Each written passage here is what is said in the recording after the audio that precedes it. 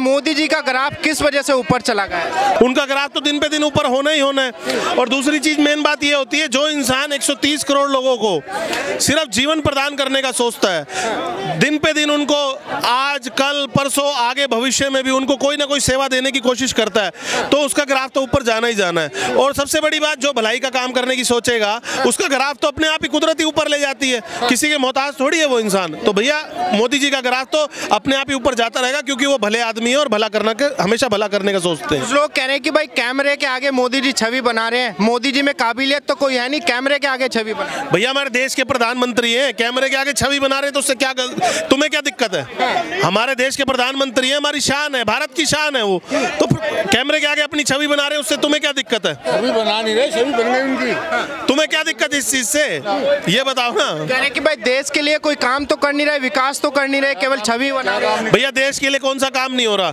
ये बताओ ना। पिछले 14 साल, जो 10 साल पिछले हैं 2014 से पहले और आप में फर्क नहीं नजर आ रहा? 7 एम्स और 22 एम्स हो गए, नजर नहीं आ रहा? IIT, एम, कॉलेजेस वगैरह, सड़कों का जो भी जाल बिछाया जा रहा है, 10 घंटे का सफर 5 घंटे में, उज्ज्वला योजना, सिलेंडर, आपका बिजली हर गांव में पहुंचाने की कोशिश की जा रही है। दिन पे दिन 5 लाख बीमा हर किसी तक पहुंचाने की कोशिश की जा रही है। जिसके पास घर नहीं है उसको घर देने की कोशिश की जा रही है। लोगों को अपने देश के लिए जीना सिखाया जा रहा है, अपने आप आत्मनिर्भर करना सिखाया जा रहा है। और क्या चाहिए इन लोगों को? आज आम आदमी एयरप्लेन में सफर कर लेता है, आम आदमी नॉर्मल बसेस में हर जगह सफर कर रहा है, कोई डर नहीं है, बम ब्लास्ट नहीं है, देश अच्छे से चल रहा है। और कैसा काम चाहिए? और प्रधानमंत्री से क्या चाहिए? वो भी बेदाग, नहीं तो पहले 2G 3G, कोयला, हेलीकॉप्टर, यही सुनने को मिला करता था। सारे घोटाले, कभी वाड्रा अरबपति बन रहा है, कभी सोनिया गांधी 200 होटल खरीद रही है इटली में, कभी विपक्ष के कोई से नेता जो होते हैं वो साले कोई घोटाला कर रहे हैं। आज कोई चीज ऐसी सुनाई नहीं दे रही, ना ब्लास्ट सुनाई दे रहा, ना रेलवे स्टेशन पे ये वाणी सुनाई दे रही कि हाथ मत लगाओ बम हो सकता है। और कैसा देश चाहिए विपक्ष को? ये बताए ना, कैसा विपक्ष को देश चाहिए? खुल के बोले कि भैया खाने वाला देश चाहिए, लोगों को लूटने वाला देश चाहिए, खुल के बोले ना विपक्ष। ये बात विपक्ष क्यों नहीं बोलता कि हमें खाने दे सिर्फ, तब जाके देश चलेगा। केजरीवाल जी कह रहे हैं कि भाई हमसे डरे हुए हैं मोदी जी और हमें खत्म करने की चाल चल रहे हैं मोदी। भैया देखिए, मोदी जी के आगे ना तो मैं केजरीवाल को कुछ समझता, ना मैं राहुल गांधी को कुछ समझता, ना तेजस्वी को, ना अखिलेश को, किसी को कुछ नहीं समझता। क्योंकि उनका मुकाबला होना चाहिए एक आम पार्षद से, क्योंकि वो पहली सीढ़ी से काम शुरू करें, क्योंकि वो जीरो है। हाँ, उनके बाप दादा दादी प्रधानमंत्री रहे होंगे, राजा खानदान का वो रहा होगा, लेकिन जो आदमी हमारे PM को तू तड़ाक करके बात करता है वो हमारी नजर में जूते के बराबर है। जूते के बराबर। राहुल गांधी हमारे जूते के बराबर है, क्योंकि वो अपने कई भाषणों में मोदी जी को तू तड़ाक कर चुका है। जिसको बोलने की तमीज नहीं है वो देश संभालेगा। इसीलिए भैया राहुल गांधी हमारी नजरों में जीरो है। कह रहे कि भाई कांग्रेस ने तो देश के लिए शहादत दी है, मोदी जी ने तो कुछ भी नहीं किया देश के लिए। कांग्रेस ने भैया, कांग्रेस ने आज तक उल्ट सब चीज गलत सिखाई है। बाबर को महान बताया, ब्लास्ट होते रहे, कभी जिंदगी में नहीं सोचा कि हम इन्हें रोक देंगे। घोटाले हो रहे होते रहे, कोई मंत्री कर रहा हो, आज तक कोई मंत्री उन्होंने जेल में डाला? नहीं डाला ना। उनकी सरकार होते हुए 70 सालों में कोई जेल में मंत्री डाला हो तो बताओ। आज बीजेपी का नेता भी भुगत रहा होता है, केजरीवाल का नेता भी भुगत रहा है, कांग्रेस का नेता भी, क्योंकि मोदी जी का सीधा विचार है, जो गलत करेगा वो भुगतेगा। कोई आज भुगतेगा, कोई कल भुगतेगा, लेकिन भुगतेगा जरूर। लेकिन कांग्रेस के नेता तो कह रहे हैं कि भाई मोदी जी ने कहां सत्ता चलाई है, उनके परिवार ने कहां सत्ता देखी है, तो वो देश चला ही नहीं पाएंगे मोदी जी। भैया देखिए, मोदी जी के पीछे ये ऐसे पड़ चुके हैं जैसे कि किसी भगवान की पूजा लोग कर रहे हो ना। वो जैसे साईं बाबा आए थे, साईं बाबा जब नए आए थे ना, तो हर कोई इंसान उनसे नफरत करता था भाई, उनके कपड़े देखकर, उनकी वेशभूषा देखकर, उनको खुद देखकर। लेकिन जब धीरे धीरे उनके चमत्कार देखने लगे कि भैया वो लोगों के रोग भी दूर कर रहे हैं, लोगों के मन मुटाव भी दूर कर रहे हैं, लोगों के अंदर अपने आप को भी अच्छा दिखा रहे हैं और जीवन को। किसानों की जो असल मुद्दे हैं ना सर, उस पर कोई बात करना ही नहीं चाहता। एक्चुअल जो मुद्दे हैं उन पे कोई बात ही नहीं करना चाहता, सिर्फ वहां पर आके हर कोई अपना फेस हाईलाइट करना चाहता है। लास्ट टाइम के आंदोलन में राकेश टिकैत ने अपना फेस हाईलाइट करा, अब चाहे उनको जरूरत थी हाईलाइट करने की या नहीं थी, वो तो ऊपर वाला जाने। हाईलाइट हो गए सर। अब इसी तरह अब जो प्रतिनिधित्व कर रहे हैं इस किसान आंदोलन का तथाकथित, वो अपना चेहरा चमकाने की कोशिश कर रहे हैं और विपक्षी पार्टियों के आगे।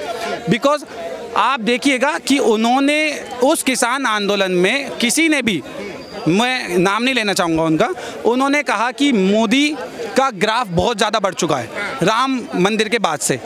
तो हमारे पास बहुत कम समय है, क्योंकि चुनाव अब आने ही वाले हैं 2 महीने के बाद चुनाव। तो उन्होंने बोला कि 2 महीने का ही समय, कम समय है, हमें मोदी का ग्राफ नीचे लाना है। तो सर आप ये बताएं कि आप मोदी का ग्राफ नीचे लाने के लिए वहाँ धरना दे के बैठे हैं, आंदोलन कर रहे हैं, या फिर किसानों के असल मुद्दे पे बात करना चाहते हैं? ये आपको डिसाइड करना पड़ेगा ना सर। जो 1-1 हज़ार की गाड़ियों का हुजूम ला रहे हैं, रोड जाम कर रहे हैं, चक्का जाम कर रहे हैं, सरकारी प्रॉपर्टीज का नुकसान कर रहे हैं, तो ये सर किस हद तक आंदोलन कि पुलिस वालों पे भी जो है ट्रैक्टर ट्रॉली चढ़ा दिया गया? सर देखिए ना, आप एक जगह कह रहे हैं कि हम शांतिपूर्ण तरीके से आंदोलन करेंगे, दिल्ली आएंगे। दिल्ली आने को किसने मना करा है सर? आप और मैं अभी चाहे हम पंजाब जा सकते हैं, पंजाब का बंदा कर्नाटक जा सकता है, कर्नाटक का बंदा जम्मू कश्मीर भी जा सकता है, बट वो पंजाब से दिल्ली आने के लिए सर उनको बार बार फेसबुक पे लाइव डालना पड़ रहा है, उनको इंस्टाग्राम पे स्टोरीज डालनी पड़ रही हैं कि बाहर देशों से। आपको मैं फिर उनका नाम लूँगा, आप कहोगे कि ये खालिस्तान की बताइए कर रहा है इसमें। अब आप देखिए बाहर से मैसेजेस आ रहे हैं कि हम किसान आंदोलन का सपोर्ट करते हैं। वो बाहर कनाडा में, अमेरिका में, ब्रिटेन में बैठे हैं, वो उनको किसानों की हालत पता है सर। किसान कैसे मजदूरी करता है उनको पता है।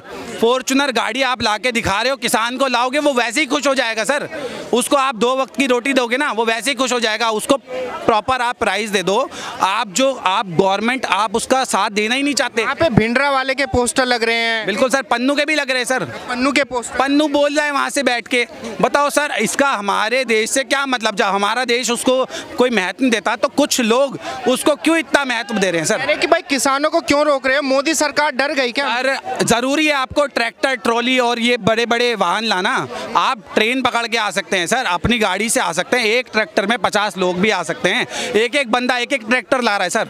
आप जो ट्रैक्टर का यूज़ खेती करने के लिए करना चाहिए, उसको आप रोड जाम करने के लिए कर रहे हैं। कहाँ तक सही है सर? यह आंदोलन कहाँ तक सही है? अगर आपको मुझे डराना है तो आप मेरे घर के बाहर भीड़ कर दो, आसपास के लोगों को परेशान करो, और जब तक ये मैं डरूंगा नहीं तब तक आपकी मांगूंगा नहीं। तो आप ये कहाँ तक, किस हद तक इस आंदोलन को सही मान? अच्छा, क्या लगता है 2024 के लोकसभा चुनाव में मोदी को शिकस्त दे पाएंगे जिस तरीके से आंदोलन? सर देखिए, ये नैरेटिव सेट करने की कोशिश कर रहे हैं, बट ये नैरेटिव कहाँ सेट होगा सर? आप नहीं सेट हो पाएगा। आप देखो, आप खुद ही वहाँ पर चुनावी बातें कर रहे हैं, आपको आंदोलन में चुनावी बातें क्योंकि एक्चुअल में क्या है, इसमें कुछ आम आदमी पार्टी के लीडर्स भी हैं। क्योंकि जो आम आदमी का जन्म सब जानते हैं कि आंदोलन से हुआ है। ये हर आंदोलन में एक मुद्दा उठा के ले आते हैं अपने चुनावी फायदे के लिए। कह रहे हैं कि भाई आंदोलन की वजह से मोदी का वजूद मिटा देंगे 2024। सर देखो, हर बार का आंदोलन ना अन्ना हजारे की तरह नहीं होता कि वहाँ से आप एक नई पार्टी बनाएं, आम आदमी पार्टी बन के दिल्ली में अपना परचम लहरा दे और फिर वो और पार्टियों को शिकस्त दे दे। हर चुनाव में हर बार जनता भ्रमित नहीं होती सर। इस वक्त जनता को साफ दिख रहा है, उन्होंने मैंडेट देकर आपको अगर अपनी बात मनानी है तो उसका लोकतांत्रिक संविधान में तरीका है ना सर। आप जाएं, उनसे बात करें। अर्जुन मुंडा जी कृषि मंत्री हैं, वो बात करने को मना कब कर रहे हैं? आप जायज़ मांग रखेंगे ना सर। ऐसा तो नहीं है कि आपके घर में भी ऐसी चीज़ें होती होंगी सर। आपने आईफोन मांगा तो आपको आईफोन नहीं मिल सकता, आपके पिताजी आपको आईफोन अफोर्ड नहीं करा सकते। वो आपसे कहेंगे कि कोई भाई अपने हिसाब का, जितनी मेरी आमदनी है उसके हिसाब का, क्योंकि मुझे और भी बच्चे पालने हैं। ऐसा थोड़ी ना सिर्फ एक ही बच्चे के वो भरते रहेंगे, ऐसा नहीं हो सकता।